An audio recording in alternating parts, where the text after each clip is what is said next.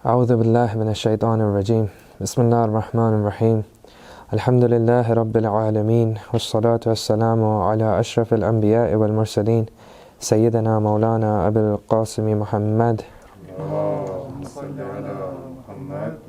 وعلى أهل بيت الطيبين الطاهرين. First and foremostly, as always, we'd like to thank Allah for giving us the opportunity to get together again. We pray that whatever is heard and whatever is said helps us gain proximity towards him, towards the Ahlul Bayt, and especially towards the Imam of our time. By the right of Abu Abdullah, of course we find ourselves in the days just after the tragedy of Karbala. We find ourselves in the days of Zainabiyah. And before we actually begin the talk, I just wanted to mention 2 points which I find very useful to take forward from the period of Muharram, and hopefully they'll be useful for you guys as well. Sometimes when we get to Muharram, it feels like we're in a certain bubble for 10 days, and then once that bubble pops, once those 10 days finish, it's like we go back to our lives. So I always try, both when it comes to Muharram and the month of Ramadan, that period, to take one or two things onto the rest of my life and kind of focus on them, so as to continue that spirit of Muharram, of the holy month of Ramadan, as much as possible. And in terms of the movement of Imam Hussein, in terms of the relationship that these days have to Lady Zainab sallallahu alayha, just wanted to mention 2 points. The first one being, one of the things, and I mentioned this before to you guys as well, but just as a reminder, when it comes to Lady Zainab sallallahu alayha, one of the points I feel that we can really take from her, benefit from her, is this idea of staying motivated and staying energized for the movement. Lady Zainab was a personality that had every right to be exhausted. She was a personality that had every right to be tired. As I mentioned before, she was the one who was there to see what happened to her mother, Lady Zahra salam alayha. She was the one who was there to see what happened to Amir al-Mu'mineen. She was the nurse for Imam Hassan alayhi salam as he was suffering from the poison that was given to him. She was the one who was there in Karbala, who witnessed everything, her whole family be decimated in front of her, and still on the morning of the 11th, after the tents had stopped burning, after everything she had witnessed, forget Salatul Fajr, she didn't miss her Salatul Layl. Right? If there's anyone who had a right to be exhausted, if there's anyone who had a right to be tired, it was her. But she wasn't. And whenever we feel tired or demotivated or exhausted, especially when it comes to our work for the religion, sometimes it's not even a physical exhaustion, it's like a mental exhaustion. Like, there's so many issues, there's so many problems, I don't really feel like going on. Maybe I can just, spend 50% energy on the activism as opposed to 100%, for example. Remind yourself of who Lady Zainab was. Remind yourself of that personality, and hopefully that exhaustion, that mental fatigue or physical fatigue can go away. Take that forward from these days. The second point I wanted to mention is related to Abu Abdullah himself. One of the main lessons I feel we gain from Ashura is how to sacrifice anything and everything, and even go beyond that, for the sake of the religion, for the sake of the cause. If a personality like that, whose life was worth so much that the Prophet of Islam, the best of creation, says, I am from Hussein and Hussein is from me. if he sacrificed that life which is worth so much for the religion, is my life worth more than his, that I don't sacrifice it for those same ideals, for those same objectives, for that religion? If that's not the case, then surely, at the very least, we can be and we should be giving more than what we are. I said I won't mention a shaheed, but I guess it's because of the sincerity of the brothers and sisters in front of me that I remember a shaheed that fits in very nicely over here. Shaheed Mohsin Jafri, right?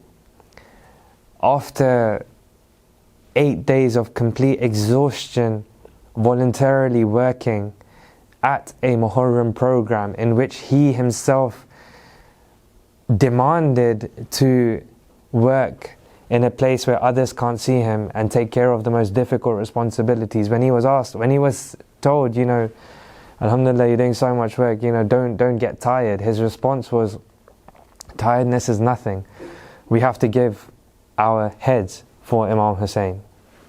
Obviously a symbolic reference to giving everything that we have and more for the sake of Imam Hussein. So if the first point that we can learn from Lady Zainab moving forward is not to be tired, the point that I wish we can take from Imam Hussein alayhi salam is that we should grow to a level where we are able to sacrifice anything and everything that we have for the religion, because surely his life was worth more than ours and he did more than what we are doing. Please recite a salawat.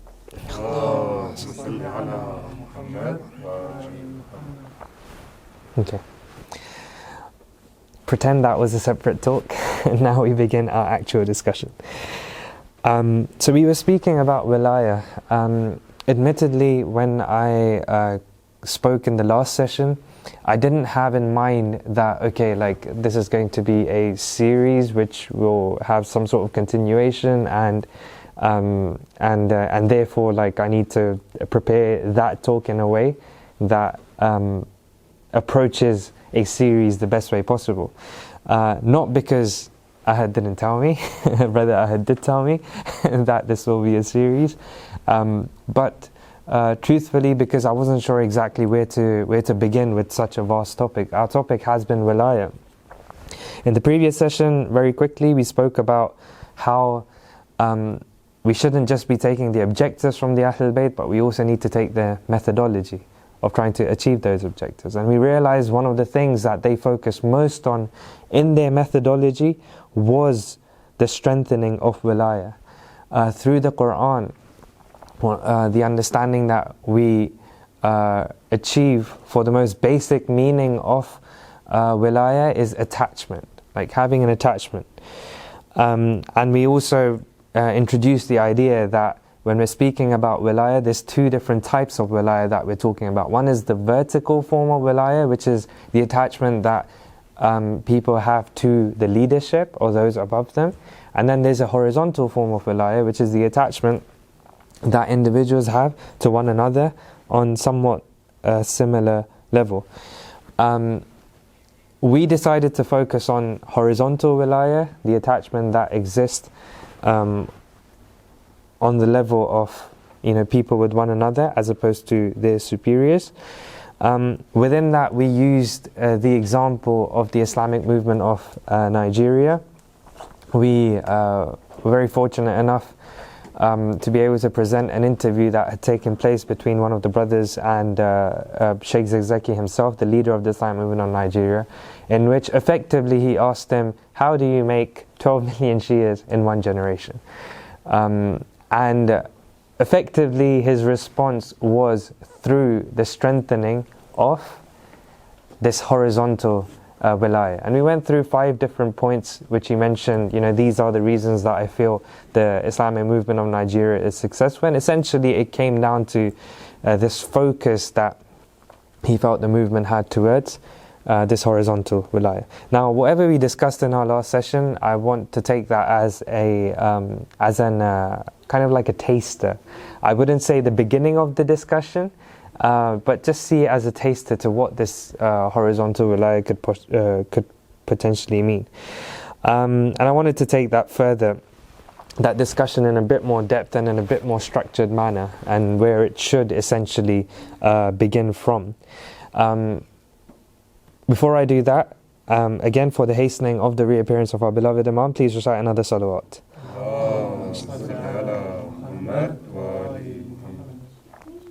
I feel before we begin any discussion or go on any journey in our lives, the first thing to address is, why is this even important? Right? If you don't understand the importance of something, you will not stay motivated to carry on that journey.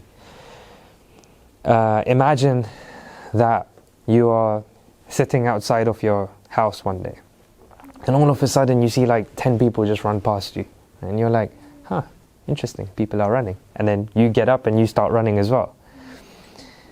How long before you start asking the question, why am I running?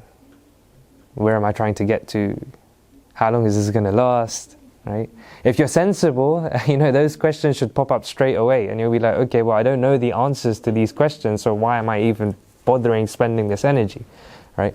Unfortunately, I feel like a lot of pursuits that I personally have in my life start off in that manner. Okay, others seem to be doing it, I'm going to start running as well. And now I'm like, hang on a second, why are we even doing this? Like, why are we spending so much energy on this? Where are we even trying to get to? How long do I have to do this? Right? Ultimately, if I don't realize the importance of that run, why would I do it? Right? So the same reason, if we're going to approach the issue of Wilayah, or the topic of Wilayah, I think it's very important for us to first understand what is the importance of it, which is something that we didn't do last session. And I think it's the right place to begin. There's 3 reasons that I want to present why I feel that Wilayah is important. The first one we touched on last session, if you guys remember, through one of the stories of Imam Jafri as-Sadiq alayhi salam. Please recite salawat.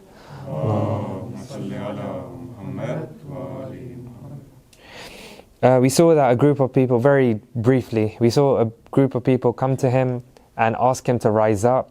Some even say the number of those who had come, or at least the allegiances that they had under them, were up to 50,000. That's not a joke. Came and said, rise up, we will stand behind you. His response was, as mentioned last session, not how many weapons you have, what your number is, how much money you have. He asked a very simple question. Can you put your hands in the pockets of your brothers without them even asking how much you've taken? What was essentially that question about? How strong is that horizontal wilayah between you? Does it exist? Does it not exist? And essentially what would have happened is, if it existed, the Imam would have risen. So what our scholars deduce from that is, if we want the Imam of our time to rise, if we want him to return, we have to strengthen the horizontal wilayah, this attachment between ourselves. Right? So the first reason why I feel it's important to understand this discussion, and not just on a theoretical level, but also practically start implementing this horizontal wilayah or attachment, is because essentially it seems to be one of the major factors that will hasten the reappearance of our beloved Imam. There's a beautiful incident between Prophet Musa and Allah, in which Prophet Musa, he asks Allah to show him the status of the people of the end times, right? Essentially the people who will be under the Imam of our time. And the response was, you will not be able to bear this. If I show you just their status, you do not have the capacity within you to be able to bear it. Prophet Musa responded by saying, okay, show me that which I can bear. The amount that I can bear, like, show that to me. And in whichever way Allah communicates, he showed that to Hazrat Musa, and he became unconscious straight away. As soon as he witnessed that, as soon as he experienced that, he became unconscious straight away. When he regained consciousness, he asked Allah, like, how is their status so high? He didn't even see them, he saw their status, okay? How is their status so high? And the response came because of one characteristic which exists within them. What is that characteristic? Sacrifice. That virtue is sacrifice. If you do not have a relationship with those around you, you are essentially taking away one of the main arenas in which sacrifice, that virtue which exists for the people of the end times to develop. Right? Again, that link to the return of the Imam. If you want the Imam to come back, Wilayah needs to exist, because the virtue of the people of the end times is that they sacrifice. Please recite salawat.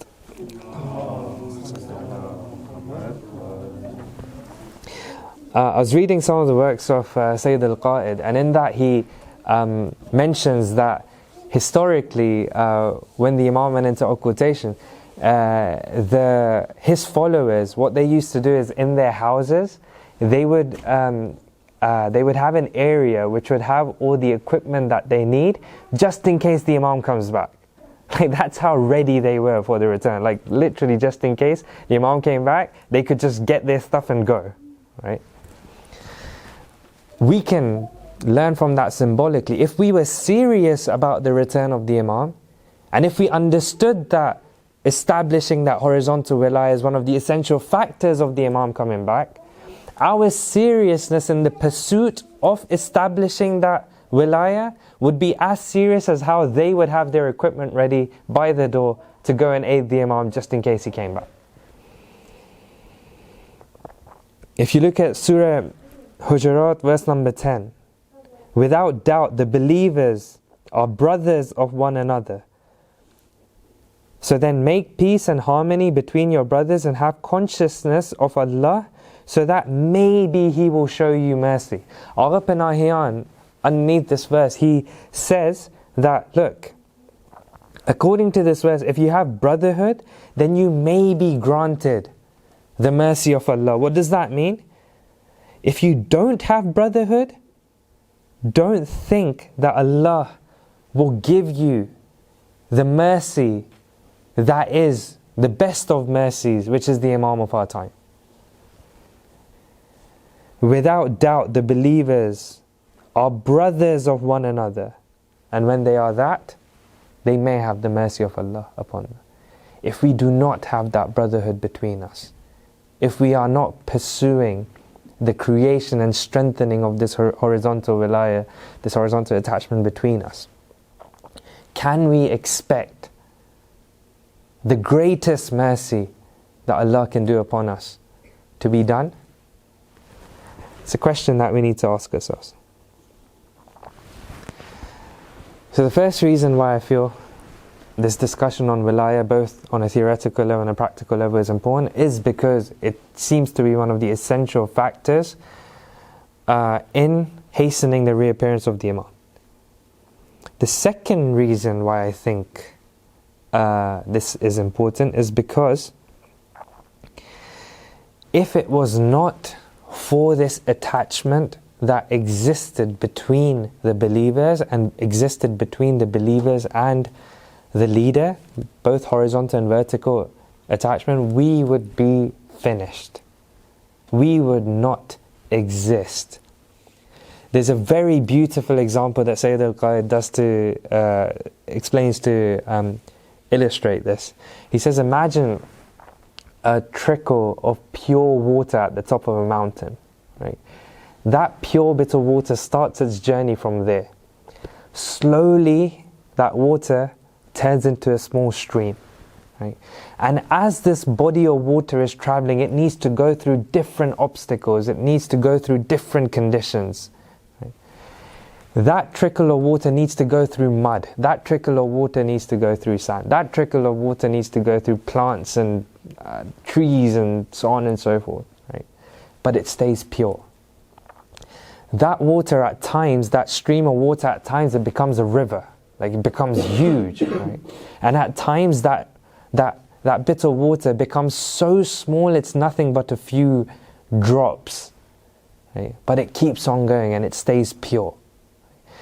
At times the current increases so much that this river is able to climb hills and mountains.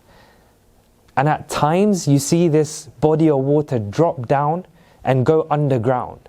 Right? Again, underground, there are times when this body of water is just a small stream that is moving along calmly, and at times it becomes a raging river underneath the ground, to the extent that it's able to carve out tunnels and caves.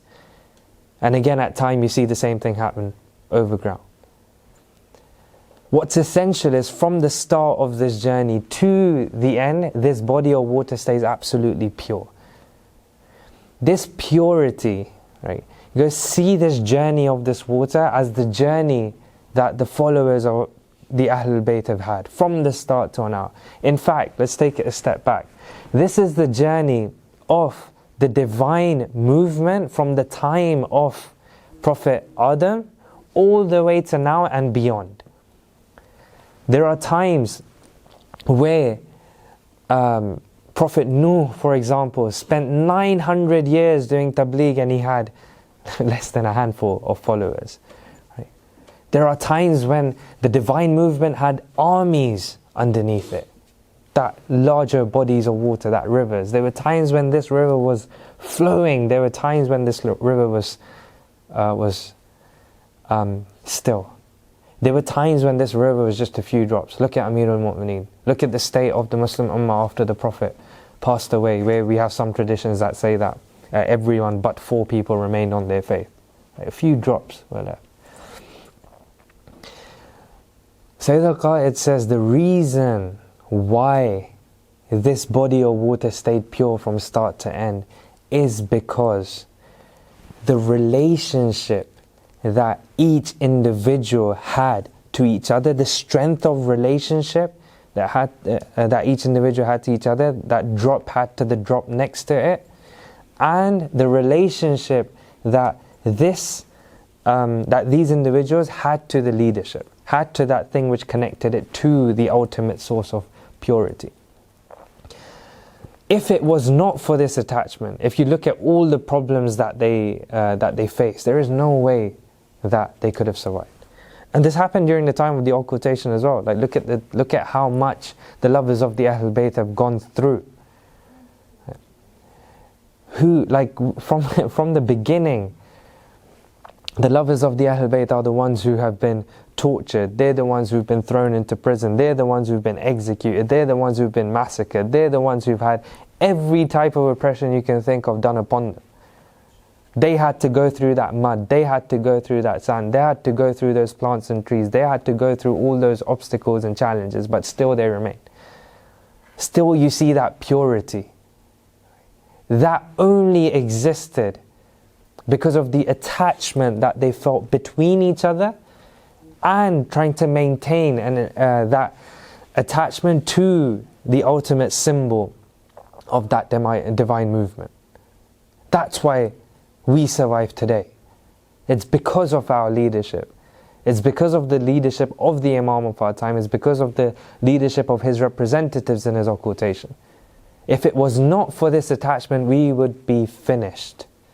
In fact, we have traditions which very explicitly say that if it was not for the hujjah of Allah upon this earth, forget us, nothing would remain.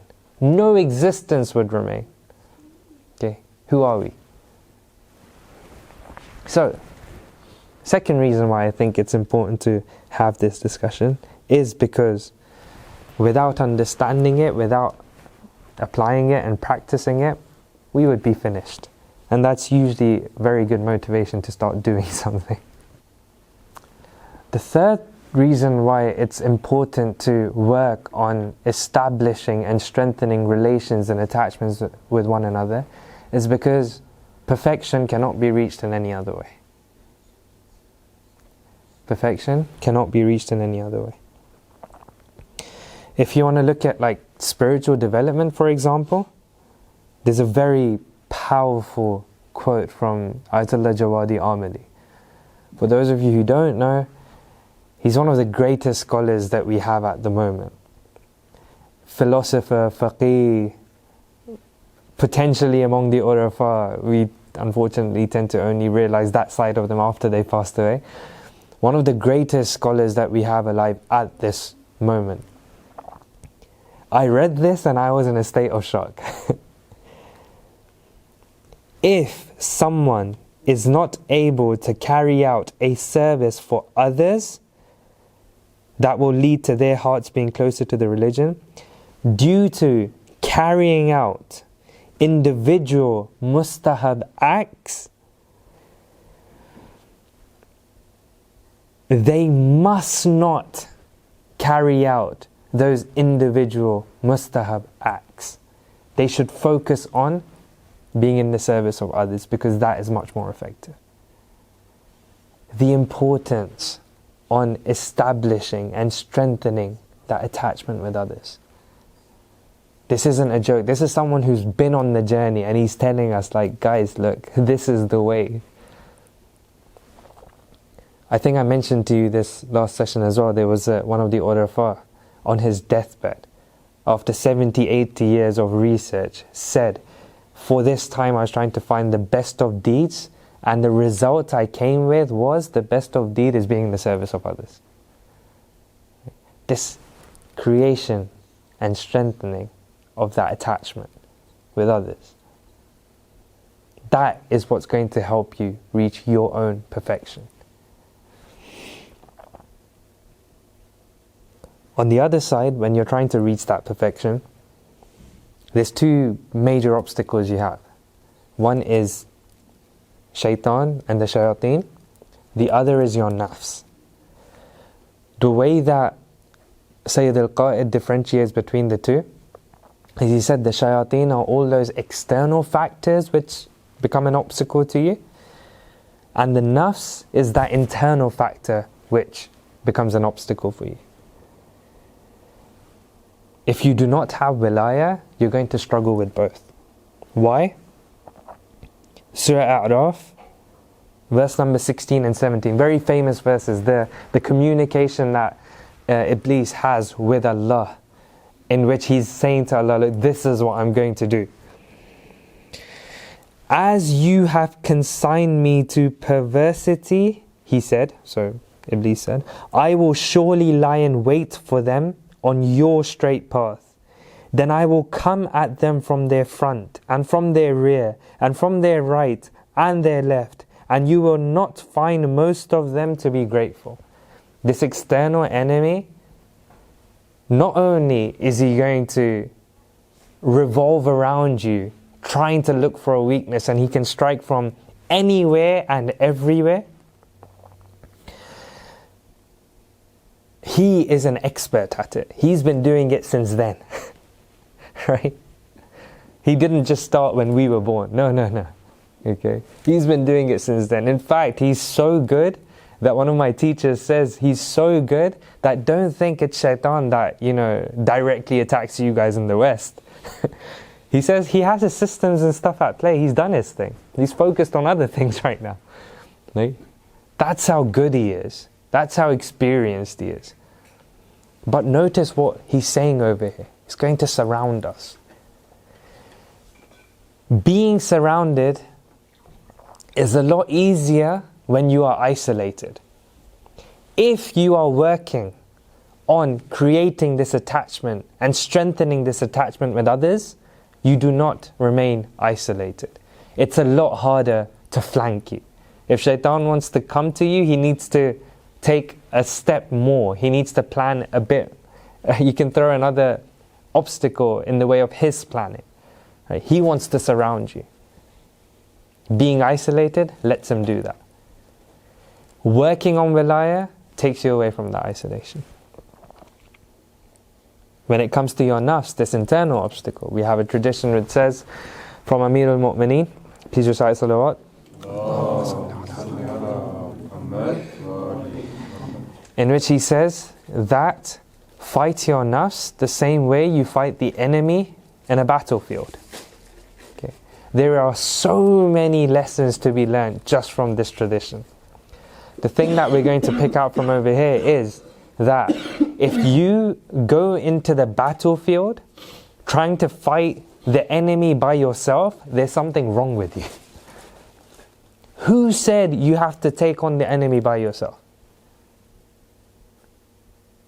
If you are working on that wilayah, that horizontal wilayah, that attachment with others, you can go in that battlefield as an army. You won't be alone anymore. You can go as an army. There's a tradition where it says that person who fights his nafs, it's easier for them to take over a whole city by themselves than it is for them to fight their nafs. Don't do it alone. Make an army. Make your relations. Fight your battles together. If you honestly think that you can win against this external enemy and the internal enemy by yourself, you're kidding yourself. And there's a reason why the religion has given so much importance and focus to doing things together. It's not disconnected from all of these discussions. So a third reason why I think the discussion on Wilayah is important is because it helps you reach your perfection as well. Okay? Please recite salawat.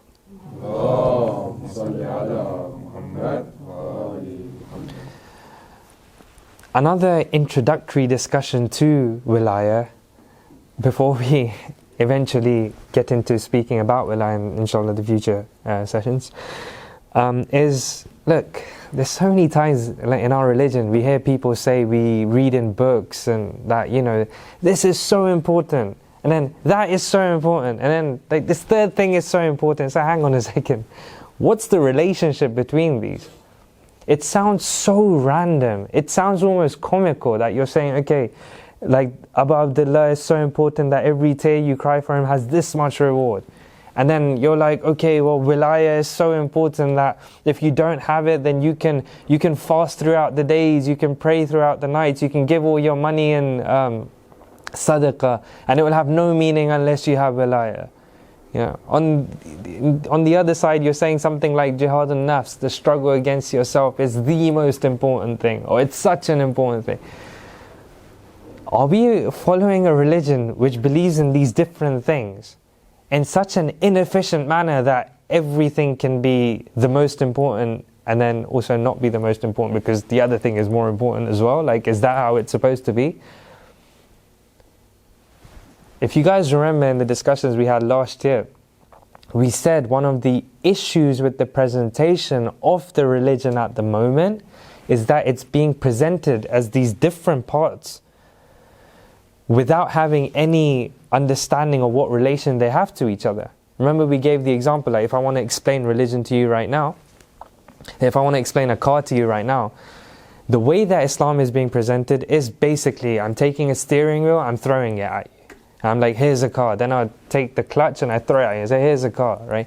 Even if I end up throwing every single piece of that car at you and tell you this is a car, in reality, how close have you actually become to understanding what that car is? Right? That's what we're doing with Islam. It's like, this is the most important thing, that's the most important thing, that's the most important thing. Okay, all these different pieces of the puzzle, I'm throwing at you, and okay, here you go, there's Islam. It's like, hang on, are you actually closer to understanding what Islam is? Right? So I feel it's very important to highlight that, look, because of my lack of knowledge, I won't be able to, I'm sure scholars can spend hours discussing the very obvious relations and links which exist between these important things. I'm just going to highlight a couple of things which come to mind that I've heard my teachers say, that I've heard in talks of the scholars, that will hopefully be of some benefit to try and make sense of all of this. Please recite salawat.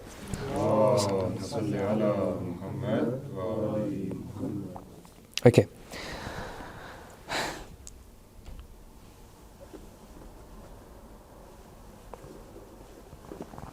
Okay, so one of the things that we're told is very important is this jihad against the self, right? Jihad al-nafs, also known as jihad al-akbar, the greater jihad. Just an example of how we're told it's so important. The army of Islam under the Prophet goes to fight a battle, comes back. Think of all the hardships that exist in fighting the battle, all the logistical things that you need to do, all the strategic planning that needs to go behind it, and then the fighting itself, so on and so forth. They return, and the Prophet said, congratulations on finishing the smaller jihad. It's like, oh snap, that was a smaller jihad? Like, what would be the first thing that comes to your mind? Oh, are we fighting a greater enemy? Like, are we fighting in even more harsher conditions? This greater jihad, jihad al-nafs, is so important that the Prophet said, no, like, your victory is there, but what remains is the greater jihad, and that's the jihad against the nafs. That's how important it is. So, okay, but wilayah is important. So what's the connection? I kind of hinted towards this before. And again, I'm just going to mention this as bullet points. Wilayah creates the grounds for you to struggle against your nafs. If you want to look at it from the vertical perspective, then when you accept the wilayah of Allah, you need to humble your nafs in front of Allah. When you accept the wilayah of the Prophet, you need to humble yourself in front of a man now. Flesh and blood. Once you've accepted the wilayah of Amirul Mu'mineen, tests get even harder. Again, you're creating, by accepting these different stages of wilayah, what are you doing? You're creating the grounds for that struggle against the nafs to happen. In the horizontal level, when you start working with each other, when friction happens, when people with different types of thinking, with different types of mannerisms, with different types of ethics come together to try and pull off an objective, there's a continuous struggle from start to finish between what you want, what your nafs want, and what others want. Again, that wilayah creates the grounds for jihad al-nafs to happen. Okay? Again, just a hint towards how those two very important things could be related. Another thing that we are told is very important is salah, right? Repeatedly we're told salah is like the most important act that we carry out. What does salah do? Again, salah is creating that strong attachment between you and Allah. That wilayah between you and Allah. That's why it's such an important act. That's why wilayah is so important.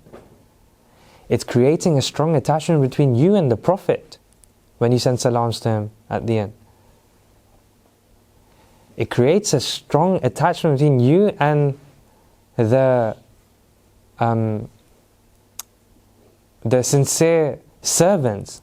You send salam to them at the end. Salah, again, it's in and of itself, salah is creating that attachment. It's creating that wilayah. That's why it's important.